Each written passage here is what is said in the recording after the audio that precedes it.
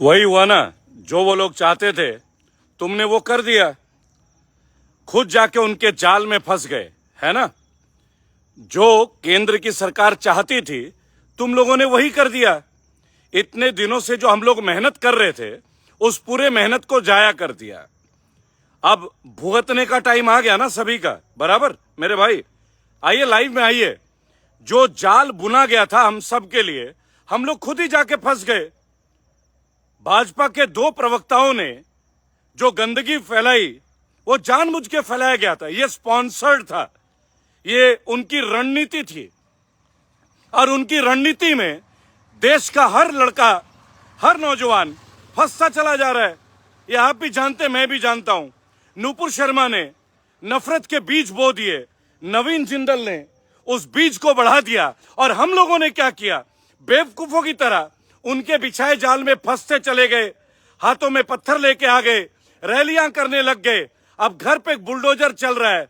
ना कानून की कोई बात है, ना संविधान का कोई जिक्र है। लेकिन हमें समझ में नहीं आएगी ना, देश के लोगों को जगाते जगाते शायद हम लोगों की मृत्यु हो जाएगी, लेकिन देश के लोगों को यह बात समझ में नहीं आएगी कि भाजपा जो चाल चल रही है, हम उस चाल में खुद फंस रहे हैं। हम उनके जाल में मछली की तरह फंसते जा रहे हैं। एक एक करके एक एक शहर, प्रयागराज, रांची, एक माता के इकलौते बेटे की मृत्यु होगी गोली लगने से, बराबर। लेकिन अभी भी दो चार लोग हैं जो बड़े बड़े डायलॉग दे रहे हैं। मैंने बोला था, कानून के दायरे में काम करते हैं, लड़ते हैं, हमारा पावर है इलेक्शन, हमारा पावर है वोटिंग, लेकिन नहीं, हम सड़कों में आ जाएंगे। आज उन्होंने हमारी एक कमजोरी का फायदा उठा लिया। पहले उन्होंने हमें भड़का दिया अपने प्रवक्ताओं के द्वारा, धर्म गुरुओं के बारे में गंदगी फैला दी, हर जगह मंदिर और मस्जिद कर दिया, बराबर। बनारस, प्रयागराज, मथुरा, वृंदावन, देश के कोने कोने में लोगों को लड़ा दिया। मुद्दों पे कोई बात करने की जरूरत नहीं। प्रोफेसर को जेल कर दी, समझिएगा। किसी का मकान तोड़ दिया बगैर कोई लीगल नोटिस के। पता नहीं कौन सा कानून में ये पावर मिला है, ये भगवान ही जानता है। ये कौन सा संविधान का नया लॉन्च हुआ है। आज ये वीडियो मैं हिंदू भाइयों के लिए बना रहा हूं। मेरे देश के तमाम हिंदू भाई आज इस वीडियो को देखेगा जरूर और सुनिएगा जरूर। और अगर जरा सी भी बात समझ में आ जाए ना, ये वीडियो एक बार के लिए शेयर कर दीजिएगा। मैं बहुत कम लाइव आ रहा हूं, उसके कारण मैं मेहनत कर रहा हूं। मेरे देश के तमाम भारतीय भाई बहन और विशेष तौर पे हिंदू भाई सुनिए। आज जो हम लोग हंस रहे थे ना, आज हमें लग रहा था कि भाई ये जो हाथ में पत्थर लेके इनके मकान तोड़ देंगे, इनके जमीन पे सरकारी नियंत्रण होगा। अब नोएडा में शुरू हो रहा है। सेक्टर 6, 10,000 करोड़ की जमीन, और गवर्नमेंट कहती है कि अवैध कब्जा। सुनिए, आज जो लोग हंस रहे हैं ना मुसलमानों के मकान टूटने पे, ये दर्द आपके भी ऊपर बीतेगा। पता है क्यों? क्योंकि तब जब हम लोगों के ऊपर बीतेगी, तब ये बोलेंगे ये तो कानून है, तुम्हारे पेपर तो पूरे नहीं है, तुमने तो 10 फीट ऊपर कर लिया, ये तो सरकारी जमीन है। लेकिन अभी तुम लोगों को समझ में आ ही नहीं रही ये बात। अभी तो हम लोग हंस रहे हैं। अभी तो लग रहा है कि मुसलमानों के मकान, उनके गलियां, उनके दुकानों पे तोड़फोड़ हो रही है, बराबर। कल हम लोगों की बारी है। अच्छे से समझिएगा, अच्छे से। ये बहुत महत्वपूर्ण है, बहुत महत्वपूर्ण। मेरे सामने देख रहे हैं ना, हम लोग कुछ लाइव होते हैं, देख लीजिएगा। पुलिस की गाड़ियां तुरंत आ जाती हैं, इतना माहौल गर्म है। ये देख लीजिए, ये देखिए, दिख रहा है आपको? आप देख रहे हैं ना दोस्तों, ये माहौल है। हम लोगों के पीछे ऐसे सिस्टम लगा दिया गया है कि हम लोग कुछ बोलेंगे तो वहीं शुरू। अब आप सुनिए, ये वीडियो हिंदू भाई बहनों के लिए। झाझर में जो मकान टूटे हैं ना उत्तर प्रदेश के, वो हिंदुओं के मकान है। नोएडा में 135 सेक्टर में जो फार्म हाउसेस टूटे हैं, वो भी हिंदुओं के हैं। सुन लीजिएगा, अभी गाजियाबाद में 50,000 लोगों को नोटिस, मैक्सिमम लोग हिंदू हैं। सुनते रहिएगा। अभी दूर मत जाइएगा। अगर कहीं जिगर, कलेजा और दिल होगा ना, और जो लोग हंस रहे थे कि प्रयागराज में जावेद पंप का घर टूटा, रे जावेद पंप का तो टूटा, जावेद पंप का तो फूटा, मुख्तार अंसारी का तो फूटा, कोई बात नहीं, जितना हंसना है हंस लो, बराबर। अभी नंबर सबका लग रहा है। बोला जा रहा है कि टाउन प्लानिंग की फाइलें खंगाली जा रही हैं।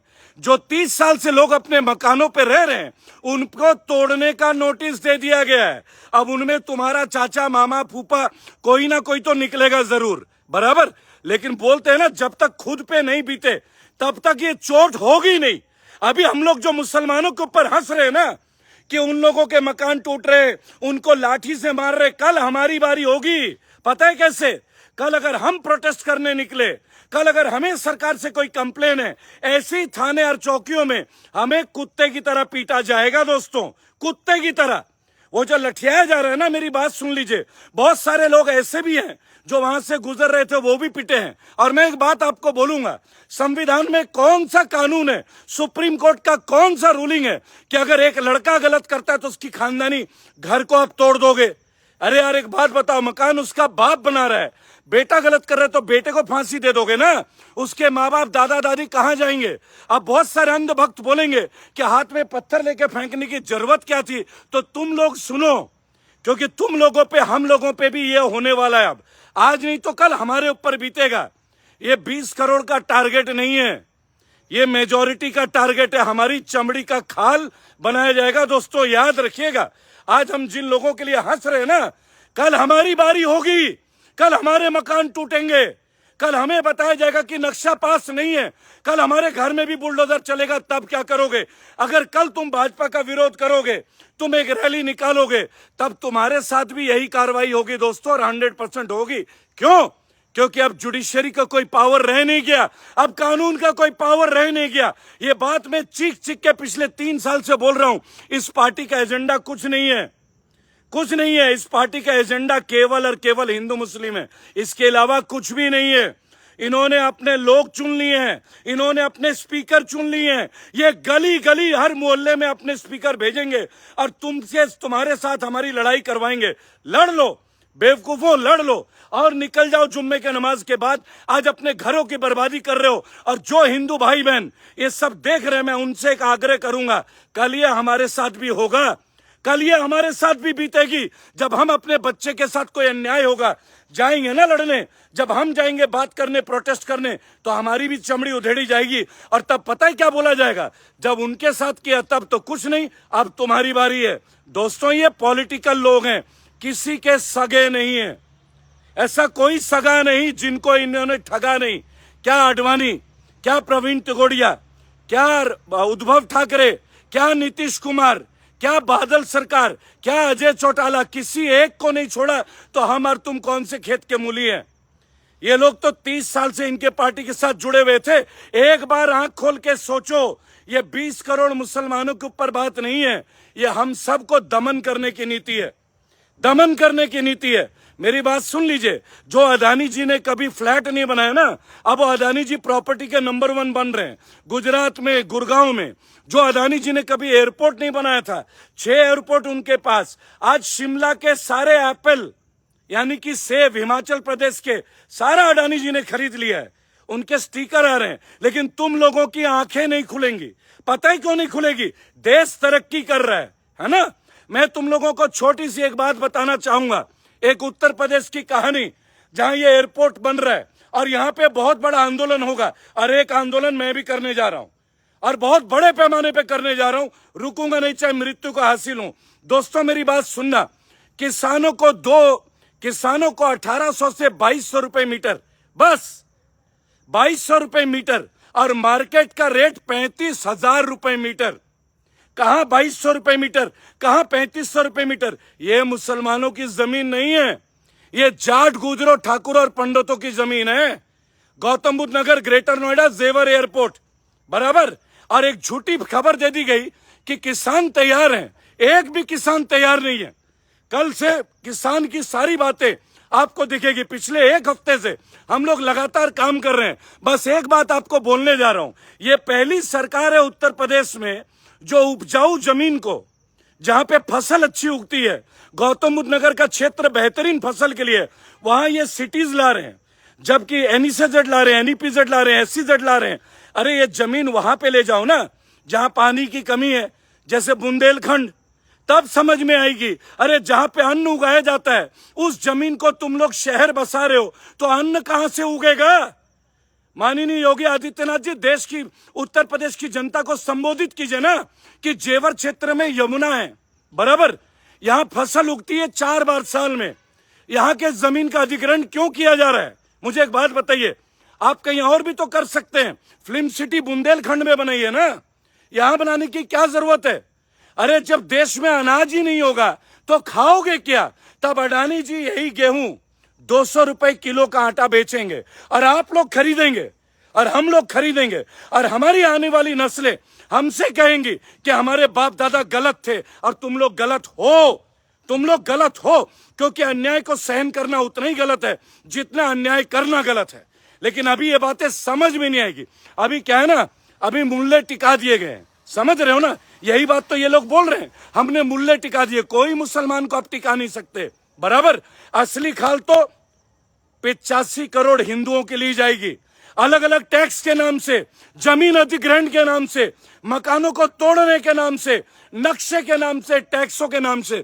लेकिन तुम लोग नहीं समझोगे, तुम लोग नहीं मानोगे, तुम्हारी अंधभक्ति नहीं जाएगी, बराबर। एक बात बताओ, औरंगजेब का इतिहास छान रहे हो, अरे वो कब का कब्र में जा चुका, बराबर।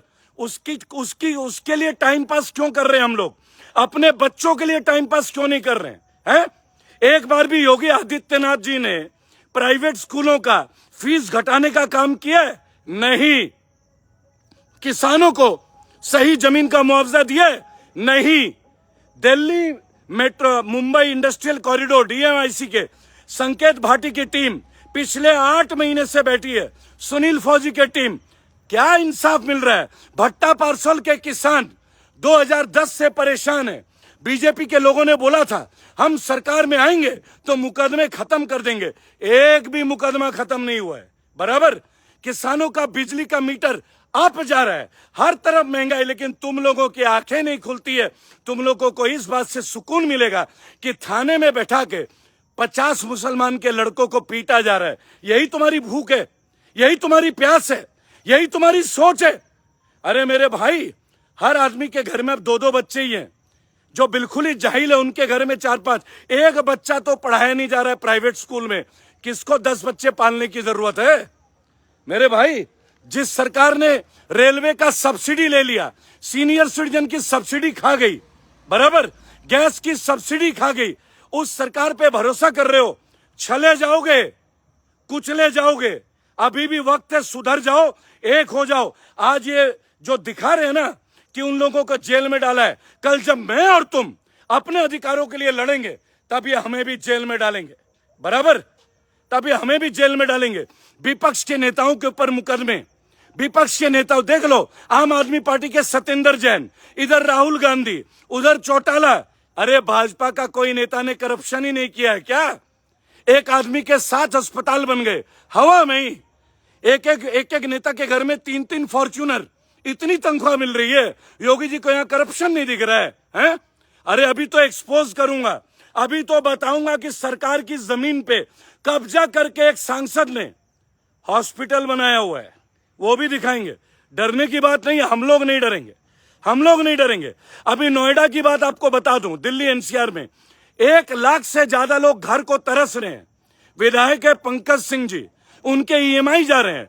पंकज सिंह राजनाथ सिंह के बेटे हैं, दूसरी बार विधायक बने, बीजेपी के विधायक बने।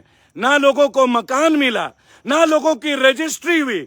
सुपरटेक अप कंट्री, कितने कहानी सुनाऊंगा आप लोगों को, कितने उदाहरण दूं, लेकिन नहीं। आप लोगों को तो हिंदू मुसलमान में मजा आता है, आप लोगों को तो लाठी डंडे में मजा आता है। हम जैसे लोग जो अपने परिवार में मुकदमे झेल के अपने बीवी बच्चों का एक डर रखते हैं, लेकिन अब कोई डर नहीं है। बोलिए तो क्यों? अरे मरना तो है ही, हम भी मरेंगे, बच्चे भी मरेंगे कोई ना कोई दिन, तो यार सर झुका के नहीं जिएंगे, बराबर। गुलामी नहीं करेंगे, पहली बात, लेकिन कानून के दायरे में करेंगे।